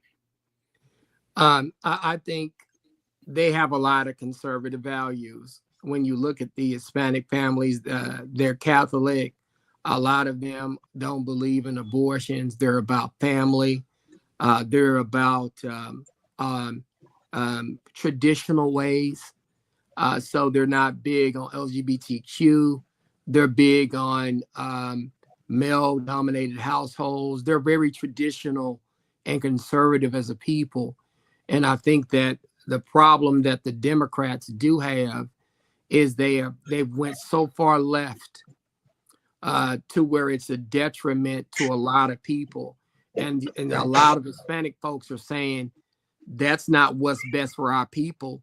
So I'm not going to do that. And that's one I can agree with Queen on is when you realize something's not best for your people, why you continue to vote for a party that's going to do what's not best for your people. And one last thing that I'll say about this, my campaign slogan that I ran is funny. Y'all know what my campaign slogan was? What is it? It's on us. It's on us. It's on us. I had it on shirts. They literally saw a guy literally saw me at a community meeting at the Martin Luther King Center. And the reporter from Channel 4 News, Sean Rabb, saw me say it's on us and immediately called me and immediately put me on the nightly news when I said it's on us because it resonated with him. And when I say it's on us, as a people, African Americans and those people that live in those similarly situated African American communities, they need to decide what they want to do. They need to decide what's best for them. And they need to decide to vote for people that's going to do what's best for them instead of doing what that party tells them to do. And if you're not going to do that, then you need to be up out of there. That's what I got to say. And that's the answer to my question. All right, awesome. Thank you for your participation tonight. As always, we really appreciate your in-depth knowledge about Texas and all the things that you bring to the table. Well, in conclusion, folks, we'd like to ask you guys to hit the like button once more, if you could, to support the channel and all the people that are here tonight. And in conclusion as well, we're going to have Queen give us the final word. Okay. So my final word on this would be, just to sum it up in a bow tie, I think we're all on the mindset to an extent of bettering the people and also trying to better the country. But I think one of the main things that we have to do in order for us to even get a betterment, we got to understand like which side of the law that we're standing for individually. And when I say which side of the law we're standing for individually, I don't mean a color. I don't mean party style. I don't even mean a state. I mean, you have to understand what it is that you're after individually. And if once you determine what you're after individually, you'll be able to decide whether or not this particular party style is for you or is this particular bill for you. Once we learn what bills are and understand what that means, we'll be able to honestly take party style off the table and then put it back on the table. Because once you take it off, because you understand what it is that you're looking for to make a betterment of yourself, your state, and also your country, then you'll also understand what it is that you're looking for as a whole. For me, what I'm looking for as a whole, I really don't care who Trump is as a whole. But what I'm looking at is what he's standing for as a whole. And if he's standing for something that's going to definitely help me, and it's going to help my people, and it's going to help my country, and it's going to help me get a voice back, and if it also have to help me turn the Democrat side back into the Republican side because we actually run this country, then that's what I'm going to do. And I want to close it out and say that I looked at a short clip from Donald Trump from some years ago. He was younger in youth back then. And you can see it in the toupee, but I shouldn't have brought that up.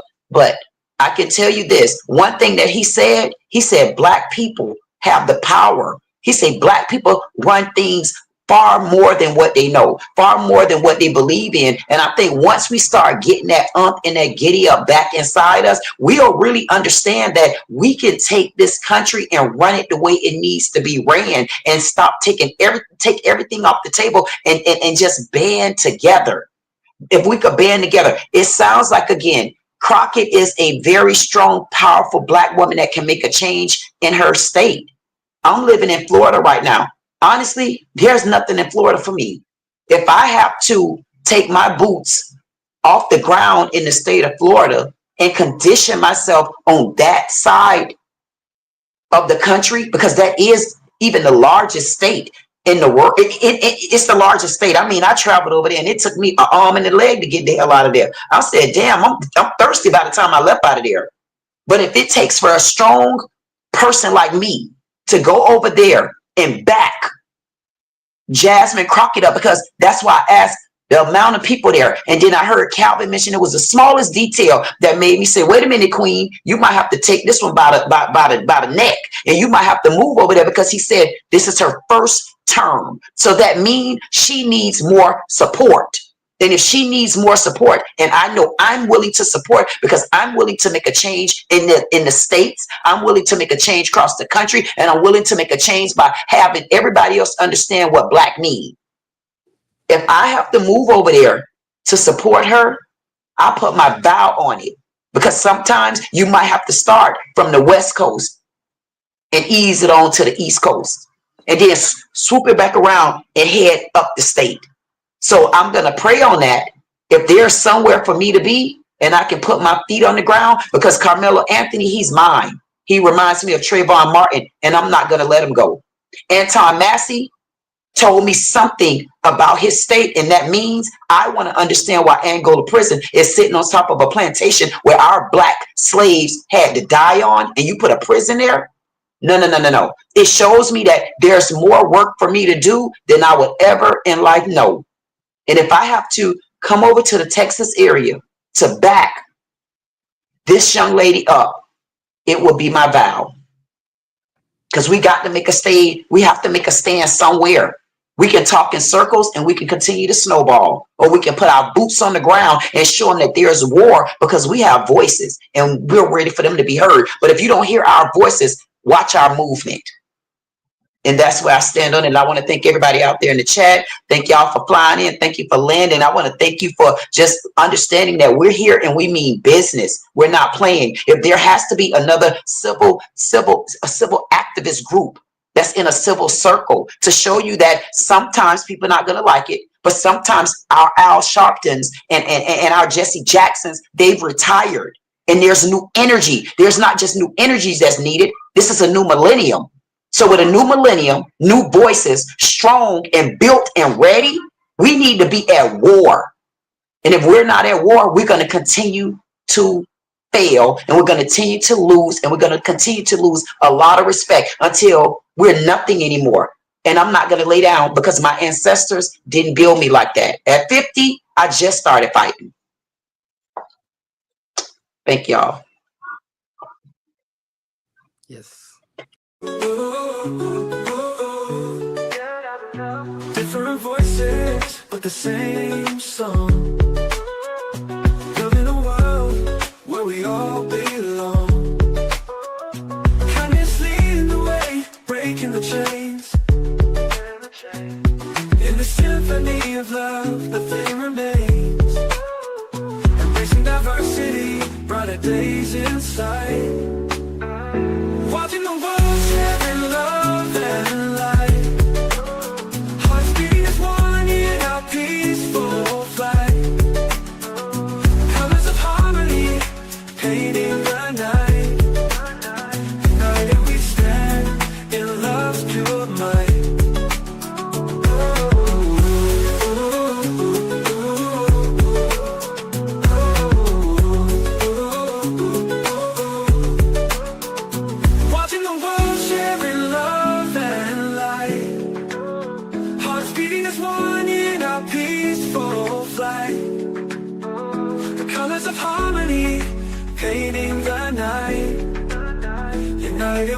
stand in love's pure might.